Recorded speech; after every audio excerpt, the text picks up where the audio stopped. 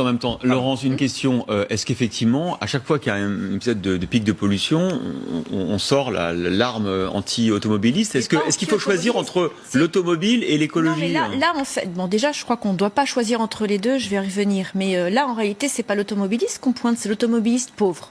Parce que ceux qui ont des voitures avec des vignettes 4 et 5, c'est des personnes qui n'ont pas les moyens d'en changer.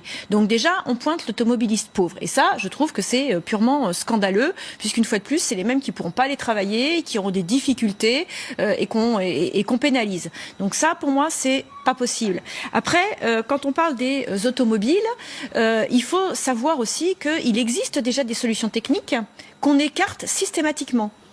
Le colza. L'éthanol, c'est simplement une adaptation des moteurs. Donc il n'y a pas énormément de choses à faire pour que les constructeurs adaptent les véhicules. Sauf que les chiffres que j'ai relevés en préparant l'émission sont quand même étonnants. C'est-à-dire qu'avec du colza, on a 2,5 fois moins de polluants. On fait 60% de moins d'émissions de gaz à effet de serre et on est à 80% de moins de particules fines.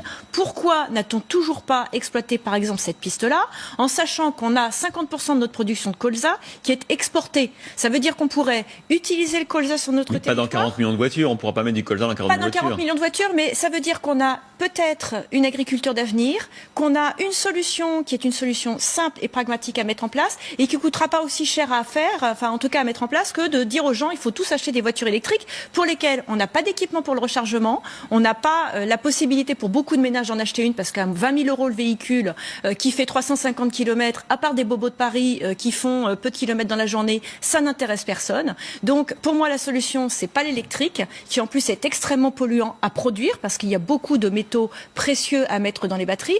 Donc il va falloir chercher d'autres solutions, parmi lesquelles le bioéthanol et le colza à mon sens. C'est ça qui manque aujourd'hui à l'équipe Macron. C'est un New Deal à la Kennedy, mais un New Deal environnemental. Nicolas Hulot l'incarnait. Il avait dit mi-2018, en 2040, on arrête les voitures diesel et essence. Il avait fixé cet objectif extrêmement radical, qui est évidemment une ambition. C'est pour donner un cap, pour obliger les industries à se mettre à innover, à rechercher, à trouver des solutions alternatives.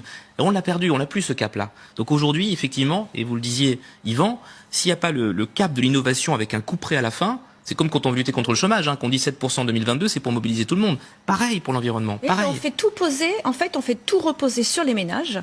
À aucun moment, on fait peser cette transition énergétique sur les entreprises. On a des entreprises qui sont polluantes. Eh bien, il faut, par exemple, sur leurs produits, mettre une TVA qui puisse les pénaliser s'ils ne décident pas, à un moment ou à un autre, de développer de la recherche et développement avec les bénéfices qu'ils dégagent. Ça devrait être une obligation. Vous faites tant de bénéfices, et 10 à 15% de vos bénéfices doivent être investis dans de la recherche et développement pour polluer. C'est une nouvelle taxe. C'est une nouvelle taxe. Bien sûr, c'est une transformation de la TVA. Sophie, est-ce que c'est